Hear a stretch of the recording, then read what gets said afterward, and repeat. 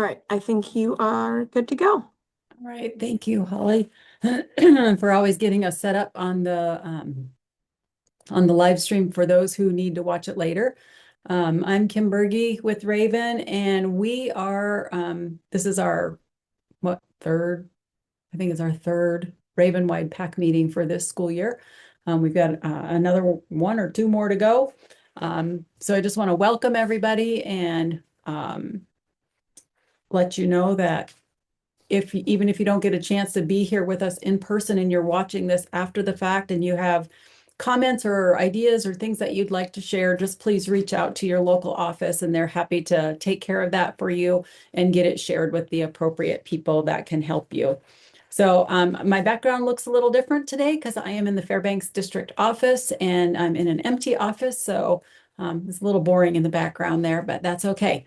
We'll go ahead and get started. Some of these things, if you did not check out the link for the agenda, there's a lot of things that are on that agenda. And then I've added a few more things that just came up within the last couple of days. So as we go through here, there may be some things you might want to take a note on as we get started. So as far as the purpose of the PAC meeting, for those of you that are new and haven't ever attended one before, this is a way for parents to give us feedback and information and for us to share Raven-wide information with all of you. The most important PAC meeting for you to participate in, though, is your local PAC meeting, because that's where you have the most direct influence as to what's happening within your local Raven office. So if you have not been participating in your local office PAC meeting, I would highly encourage you to do that. It's the way that you can have the most impact for your own children as you participate in homeschool. So a lot of what we do, you guys are familiar with this. I'm just going to run through it quickly to make sure that everybody is aware that we have multiple modes in which we send out communication. So there are regular emails that you should be getting from your advisory teacher. If the admin support staff needs something from you, they may also email you. We do weekly office newsletters or s'more flyers, as we call them. You'll see stuff that's posted on the website and on the regular calendars for the site. If you haven't opened the last Ravens Call newsletter that was sent out via s'more flyer to you, that's a great place to go and see what's been happening across the Raven offices. If somebody submitted a student to highlight, there's student highlights in there so you can see what other families are doing. It's just a great place to see kind of a summation of the quarter because we do those quarterly. You have regular contacts with your advisory teacher. For some of you that have high schoolers, this is the time of year you tend to have more counselor contact as we have already started our preparations for graduation. So be on the lookout for those senior meetings, the graduation meetings, and emails related to graduation, especially if you have a student that is graduating this year. As far as our administrative assistants and our family liaisons, we have one vacancy at the moment, and that is for our Anchorage office. One of our administrative positions there is vacant. So if you know of somebody who'd make a great administrative assistant, have them check out that job posting. I believe it's on the aerrc.org website, and it could possibly be on Indeed because we talked about posting it there as well. So there's a great opportunity if you'd like to work at homeschool. Ways that you can be involved as parents. Each one of our Raven offices has their own individual private Facebook group. And then we have a Raven-wide Facebook page as well. So that's one way to check and see what's happening at the offices. There's, like Holly was talking about right at the beginning, each office offers student and parent activities and workshops. And we're going to talk a little bit more about that because we've got some things coming up in the spring that I think there's going to be some of you that will probably be interested in depending on the age of your children. And then additionally, it's important for you to know that we will be sending out our program growth and development surveys here in the coming months. So be on the lookout for those. Again, it's another way for you to give anonymous feedback as to things that you'd like to see, things that we might need to make some adjustments on so that we can serve you better. And we're always looking for your input on ways that we can improve the program to better serve not only you as parents, but also your children. So be looking for that because your feedback is super valuable. Additionally, know that there's field trips and things that are happening. And as we get closer to spring, there tends to be even more field trips happening. So be looking for that notification so that you can participate in those. And then if you have a student that needs a student ID card to participate or to get ski passes or things like that, take a kind of a shoulder and head shot like you've got of me here, and then get that to your advisory teacher. Those all get sent to Holly and her team. They get those made up and sent back to you.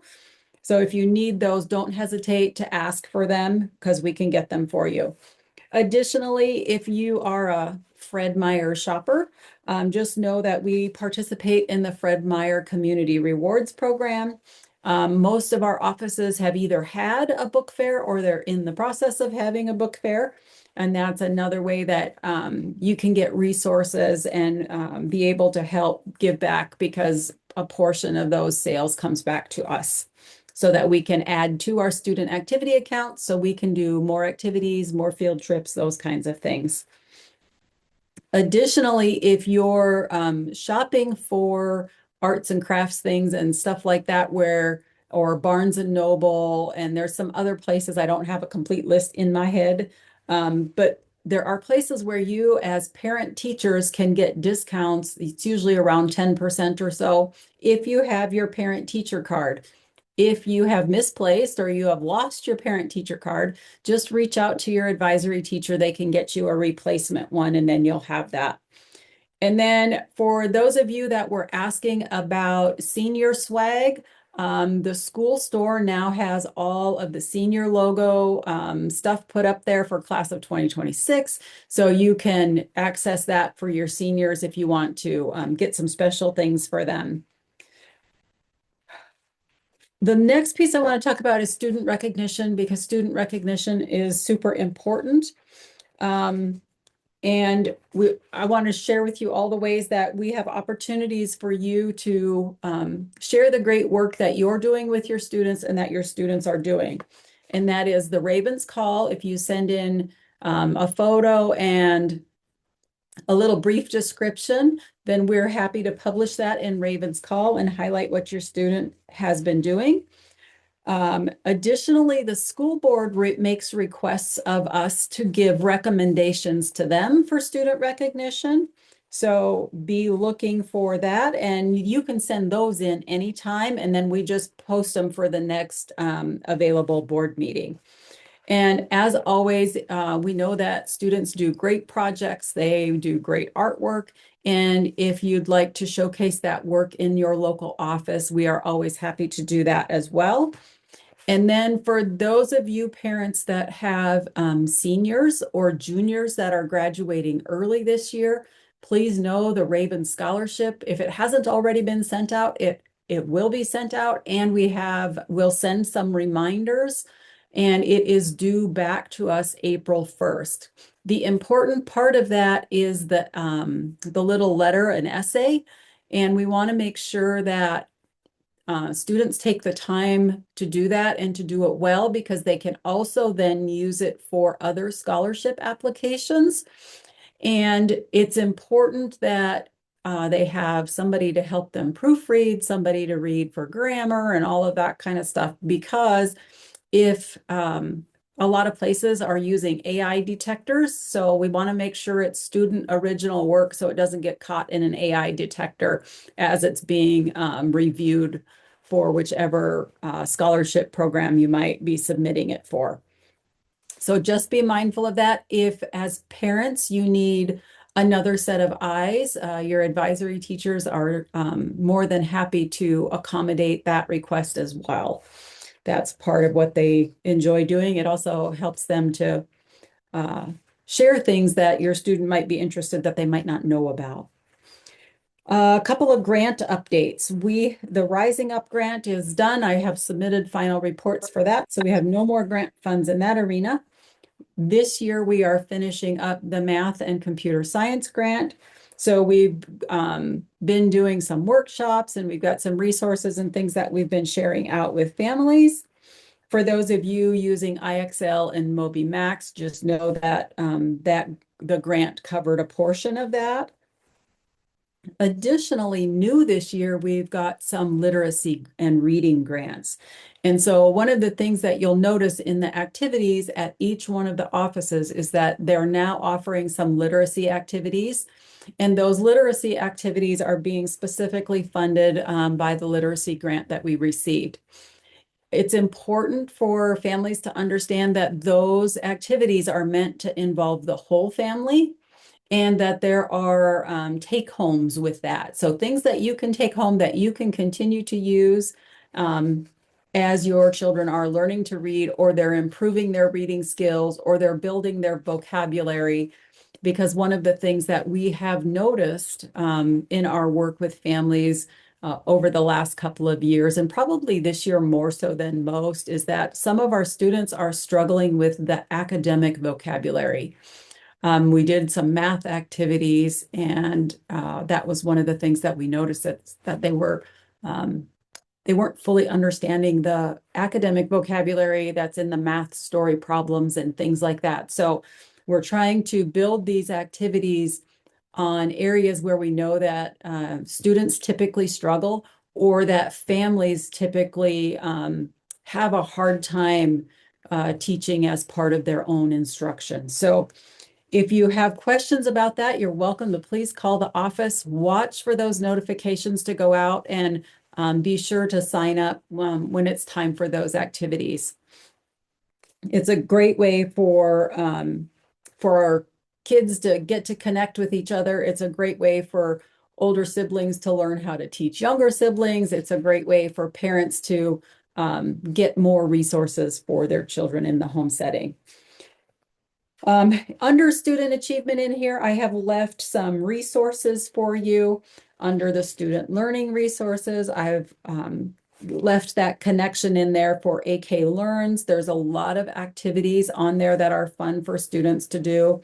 And then we updated the Alaska Performance Scholarship information, so that if you have a student on a high schooler on an Alaska Performance Scholarship track, then you can get all the information you need from that website.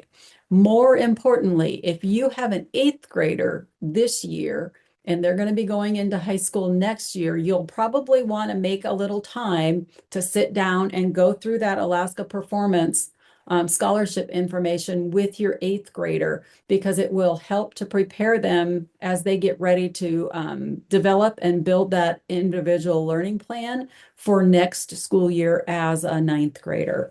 A lot of what you get to choose from is things that your kids could be interested in long term. And so if they're interested in CTE classes and things like that, the earlier you let us know that, the more opportunity they have to participate in those types of classes. And a great way to start that conversation is to review that Alaska Performance Scholarship site, and to visit that AKCIS planning site. Kids can get their own account, and they can go in there and they can take interest surveys. And the funny thing is you can take those interest surveys as many times as you want. And it's important for the students to know, and parents, if you go in there to play, it's important for you to know that the more honest you are in your answers, the better information you get. Because I went in there and I played, and I did, oh, I think I want to do this, and oh, I think I want to do this. It gave me a totally different answer than when I went in and said, I'm good at this, I know how to do this, I like this. And so it's fun to go in there and play and see where it routes you, because they added some features to that site now. So you can actually go in and see, and it'll pull a list of career fields, and then you can click on those career fields to see how much money you might earn, or if that's a job that is slated to be replaced with AI. So there's lots of good information in there to just go in and play and learn. A couple of things around assessment. Right now, we're in the winter assessment window for MAP. So if you are a parent that likes good data to plan ahead with, I highly recommend taking that winter MAP assessment because the reports you get from that are way better than the reports that you get from the AK STAR assessment in the spring. So take that into consideration if you are beginning that planning process and thinking ahead for next year. And speaking of spring assessment, in April, we will have the AK STAR assessment, which is, or the spring map. Some people call it both because you get both pieces of data, but the winter data is actually better than the spring data. So be thinking about if that's an assessment you're going to participate in. I know that we have a lot of families that use other assessments as well. So it's just a matter of making sure that you have the data that you need to do the planning for your student for next year as we begin to close out this year and think about what's coming ahead. Additionally, spring activities that we have is we got some additional funding to plan some cultural activities. And so those will be opportunities again for students and parents potentially to do field trips, potentially to learn some of the Alaska related cultural skills. So please be on the lookout for those. And if you want to participate, don't wait to sign up because I know some of those will be limited as far as the number of participants go based on availability. So be mindful of that if you would like something to get you out of the house. Our strategic planning goals have not changed, so they are still the same. The start strong. We want as best we can to get kids reading by the end of third grade. There's a little bit more focus and conversation around math this year. And that conversation is happening not only at our local levels, but it's happening at the Department of Education and it's happening at the legislative level because they've introduced a bill about for improving math scores in our state and improving math instruction and math teacher preparedness. So those are things to be watching. And just know it's because when you look statistically at our data as a state, our math scores are low. So they're looking to see how they can put some more focus and energy towards math improvement. And then, of course, the last one is graduating ready. We want all of our high school graduates to have a plan for when they're done, even if that plan is a gap year. And then what are they going to do beyond that gap year? Are they going to go to college? Are they doing something with career and technical ed? Are they looking at enlisting in the military? They've got lots of choices, and we just want to make sure that one, they're prepared, and two, they have a plan. And then the last thing that I have on my list before I stop talking and give you guys an opportunity to ask a million questions, hopefully you have some. This legislative session, there's been a lot of chatter on Facebook, and I know a lot of our families that are on here are members of some of those more statewide Facebook groups. And there's a lot of chatter on there about some of the education related bills. And so if you are not up to speed on that and you would like to be, just know you can become a member if you're not of those statewide Facebook groups. You can also go to the website. It's akleg.gov. So akleg.gov. And then if you look on the pre-filed bills, you can see those, or you can look to the education committees in both the House and the Senate, and you can find information on those because there are multiples in there that have potential to impact homeschooling in Alaska. So as homeschooling parents, you are the best advocates to speak on behalf of that. And so because I know that conversation is happening in the community, I've been asked questions by parents. I want to make sure that everybody in our group is aware of where to go so that you have access to that information and you don't have to just rely on the grapevine as things get passed around the community. You actually know the source, where to go, so you have the best information. And with that, I'm going to stop talking. And if there's anybody on that has questions, please feel free to hop in. If you are watching this on the Facebook live stream after the fact, please send your questions in and we're happy to reach back out to you with answers. Any questions?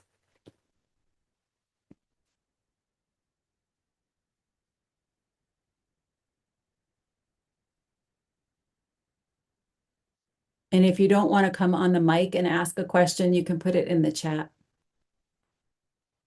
Because I know some people are bashful that way.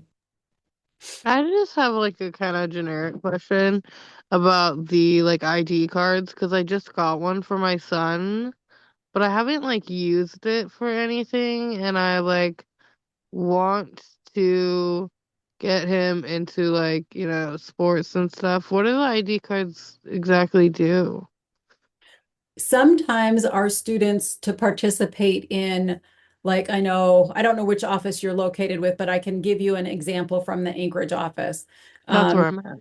in the Anchorage office, Girdwood has a youth ski program. And in order to participate in that youth ski program, you have to be able to show that you are enrolled in school. Okay. And Okay. that student ID shows them that you're enrolled in school. Okay, that makes sense. Thank Yep. you. And then just know that if something happens and you lose it and you need a replacement one, you just have to let us know and we'll get you a replacement one because we've had that happen when kids have been out skiing. Yeah, that's something it seems like it would be really cool to do. I definitely need to look up more of what, we're involved in. Thank you. Yes, you're welcome. And just know that Anchorage office, they've got a great list in their office. So if you just reach out to your advisory teacher, they're happy to help you kind of narrow down and point you in the right direction. Awesome. Thank you so much. Yep, you are welcome. Any other questions that folks have?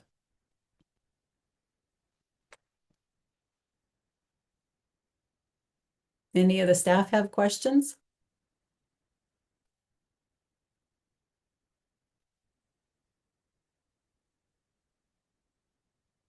All right.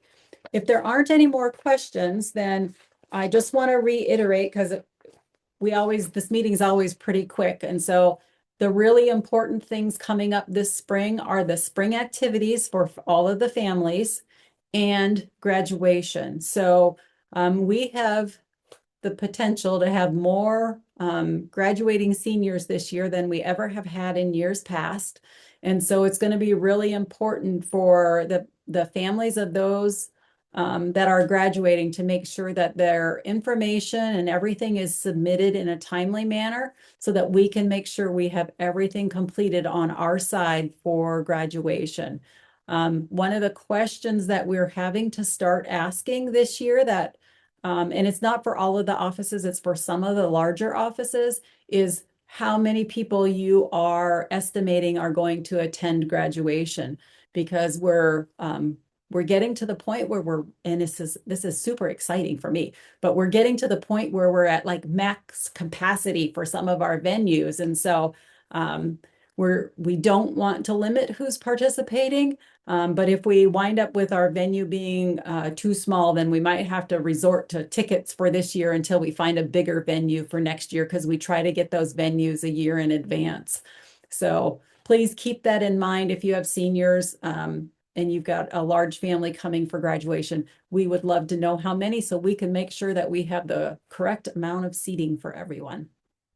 And with that, I'm going to say thank you. And if there aren't any more questions, Holly, I'm going to let you shut down the live stream. And again, any questions that come in after the fact, if you can just send them to me, I am more than happy to get everybody answers. And thank you for taking time out of your day to be here. And for those of you that are watching online afterwards, thank you for taking time to be part of Raven and to participate and to give information back so that we can continue to grow and make this program what it needs to be to serve you and your children better.